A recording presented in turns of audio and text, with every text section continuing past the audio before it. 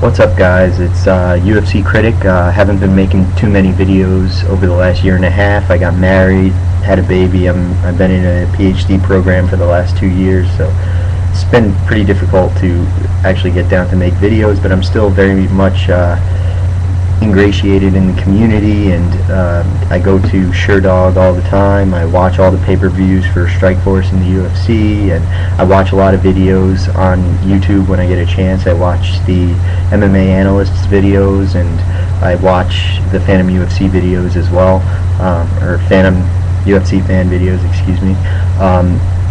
I've been making videos on YouTube for a really, really long time, and over the last year and a half I haven't really made any, maybe one. So a lot of you have asked me questions, will I be making videos? Probably not too often, but when big topics like this come up, or maybe the Chael Sonnen Anderson Silva fight, which I'm really interested in, I'm going to make videos for those kinds of things when I get a chance. So adjust the settings here. I really wanted to get into, because I only have a couple minutes, I really wanted to get into the Brock Lesnar, the heavyweight debate. Shane Carwin fought Brock Lesnar Saturday night, a couple days ago, and Brock Lesnar won via arm triangle in the second round. There was a lot of hoopla on SureDog. There was the videos by the MMA Analyst, by PhantomUFCFan, talking about how Brock Lesnar is really, if this is the toughest guy in the world, that it's really not a good state of affairs for heavyweight MMA.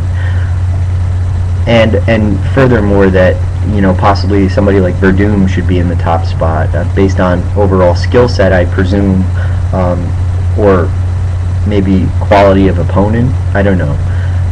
It's really hard to say. I mean, it really comes in down to the fact that when we're talking about who's better than who, then it becomes a meta argument about what do you mean by better.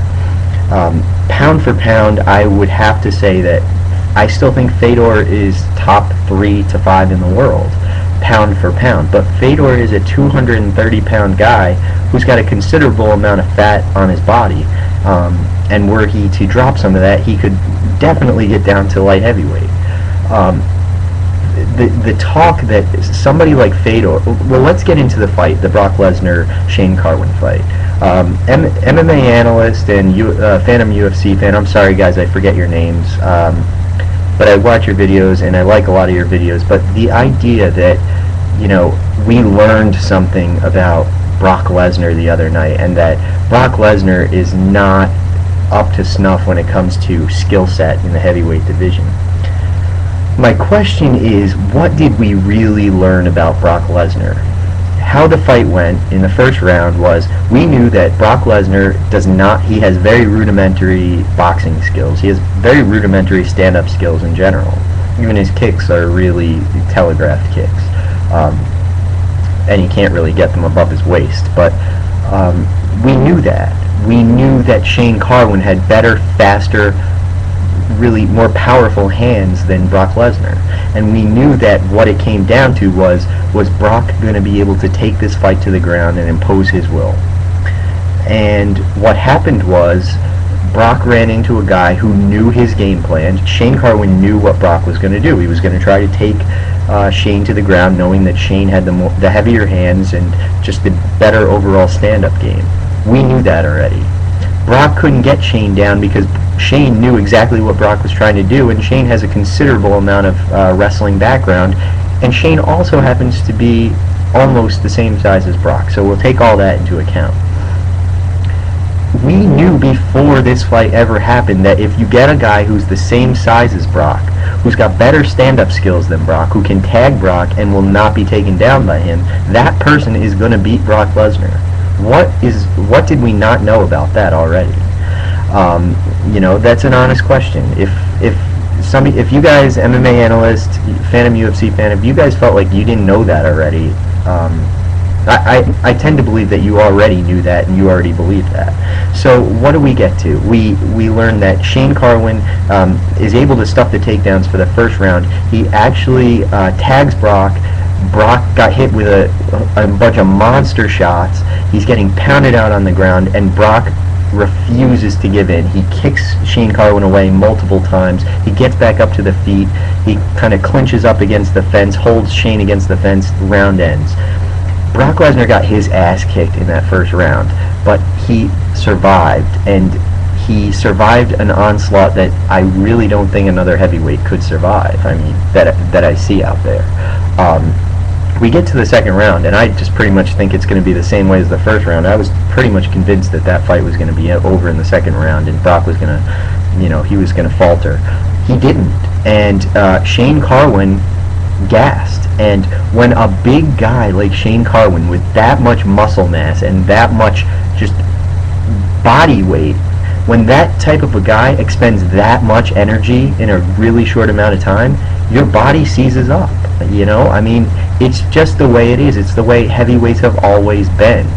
In boxing, heavyweights are a little more slender, they tend to be, than guys like Brock and Shane. And for that reason, because your body can't get enough oxygen and blood to all the parts of the body and to all your muscles, and because of that, your body starts to tense up, you start to cramp, and you have a harder time breathing. You have a harder time with your cardio. That's what happened in that fight, and Shane can make a lot of excuses, but that's what happened. So, with that said, I really don't understand how this fight, and I'm going to check the time, see how much time I have left. Okay, I got to wrap this up quick. I really don't understand how this fight makes people have a dimmer view of Brock Lesnar. We didn't learn anything about Brock Lesnar except the fact that he can battle through adversity. We knew if he gets hit by a freight train like Shane Carwin, he could fall. He did, but he didn't fall for good. He got back up. He won the fight. If anything, we learned that he has some submissions. I mean, they're pretty rudimentary, and pretty much every white belt can do an arm triangle, at least in practice. Maybe not in the heat of a battle, but we really didn't learn much about Brock. But one thing we know is, to beat Brock, you have to be big enough to defend his takedowns. You have to have better stand-up with him. That's easy. He has very bad stand-up, but we knew that already. And you have to not gas. The problem I'm seeing with that is that a guy who's really big enough to defend those takedowns, if they unload on Brock like Shane Carwin did, they're going to gas. If they don't, they're not going to knock Brock out. And to pace yourself over 5 rounds, Brock is eventually going to get that takedown. And when he does, you're not getting up. Fedor is not getting up from underneath Brock Lesnar. It's not happening. Alistair Overeem is going to even have a harder time because Alistair Overeem's takedown defense is nowhere near as good as Shane Carwin's. So, yeah, I mean, could he tag Brock? Sure. I don't see much difference. I don't see much difference in a fight with Alistair Overeem. Verdum. Is Verdum going to sub Brock Lesnar? I don't think so. I think Brock is too big and strong. You know, I really think he'd be able to control Verdum, get in half guard, and, you know, I really don't see how Brock is just not up to snuff, and does not deserve to be in the top spot in the heavyweight division.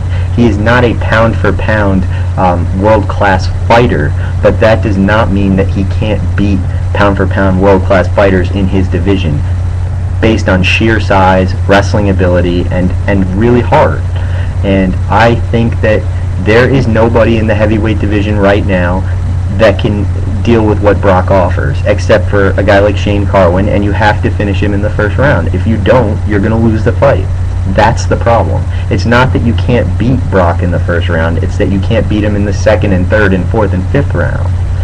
And that's really how I see it. It's not a case of Brock being the baddest man on the planet, meaning the heavyweight with the best skill set. It just means that there's nothing that another heavyweight out there, a prominent heavyweight that we can see, really ostensibly anyway, there's nothing that any of them bring to the table that makes me think that Brock can be beaten by them. And for that sheer fact, Brock deserves to be the #1 heavyweight in the world, not Fedor Emelianenko, and certainly not Fabricio Verdum. Thanks, guys. I'll be back with, hopefully, I can't promise, but I'll be back, I hope, with a video for the Chael Sonnen and Anderson Silva fight. Peace.